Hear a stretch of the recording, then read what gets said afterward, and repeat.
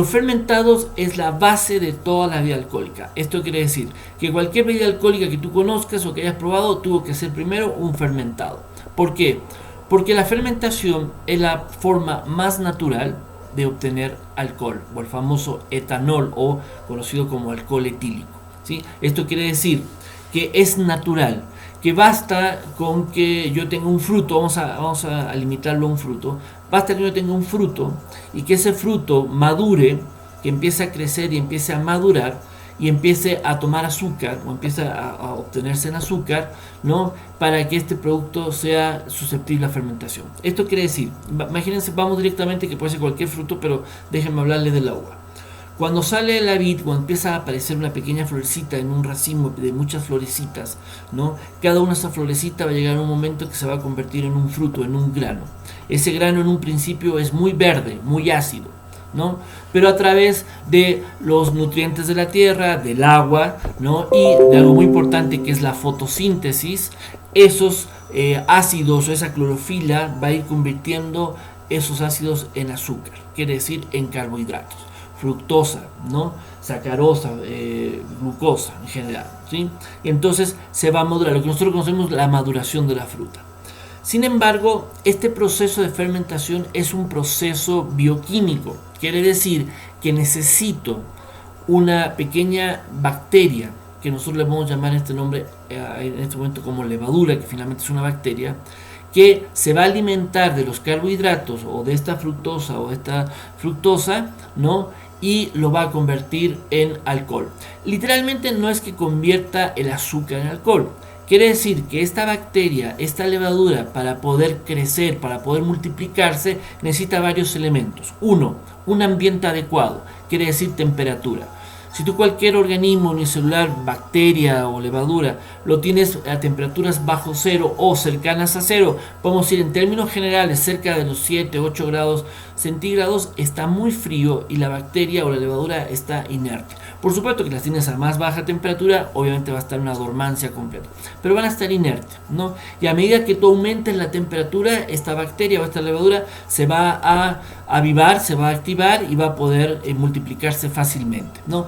Pero si llega a mayores temperaturas, 35, 40 grados, en promedio hay algunas que aguantan más y aguantan menos, simplemente se muere. Quiere decir que tengo un rango de temperatura en donde esta levadura puede subsistir y entonces, teniendo este ambiente adecuado y además alimento que serían carbohidratos o hidratos de carbono, entonces está listo para generar esta multiplicación unicelular, que si alguna vez se acuerdan en la secundaria o en la primaria, no lo recuerdo realmente, se conoce como el proceso de mitosis, no sé si se acuerdan, que es la división unicelular. Bueno, realmente lo que hace una levadura es que al comer el azúcar, que ya tiene de gran cantidad en esta temperatura adecuada, entonces puede desarrollarse esta multiplicación. Este esfuerzo de dividirse genera un sinfín de elementos, pero vamos a hablar de tres primordiales. Uno, es una reacción exotérmica, quiere decir que va a generar calor.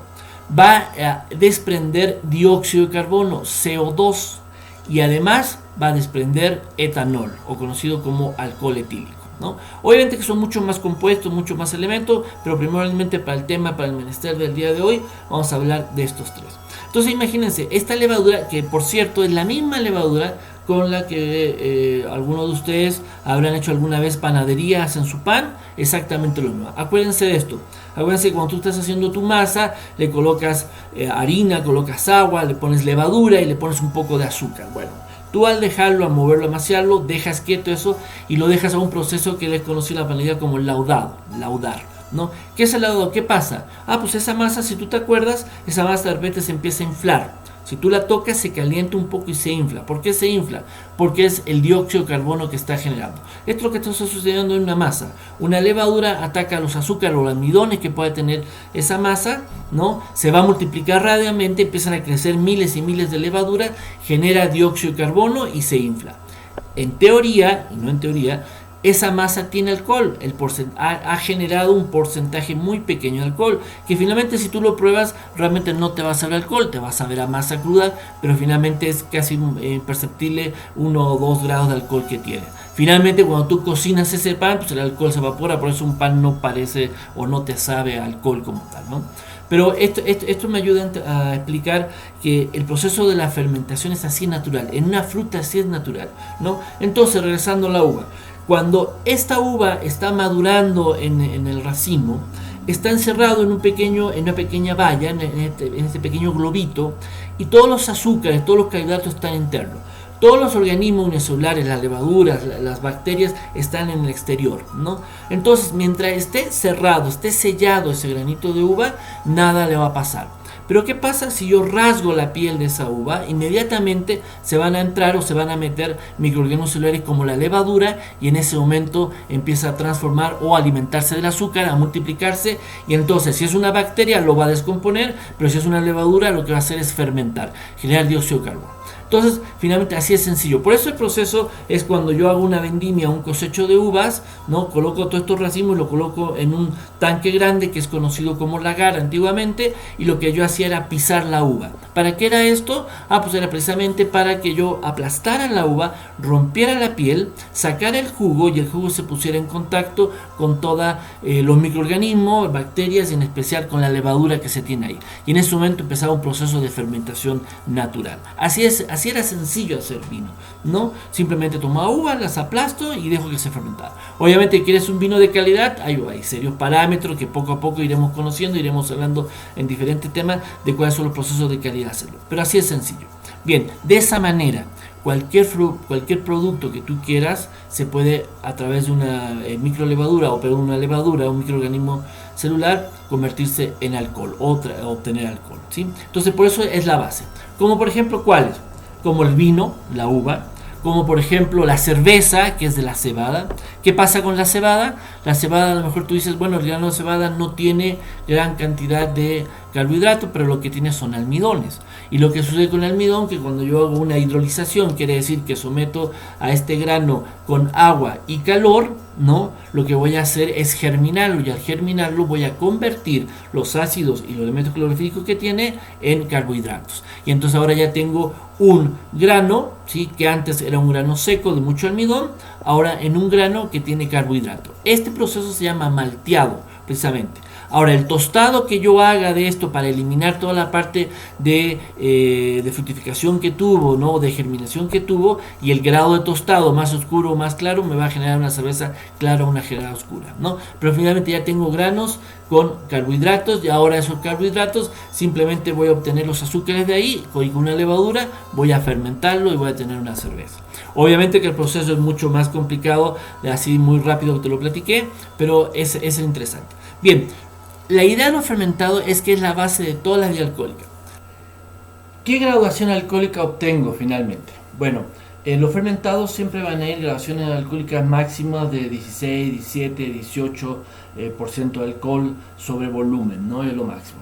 ¿Qué significa esto?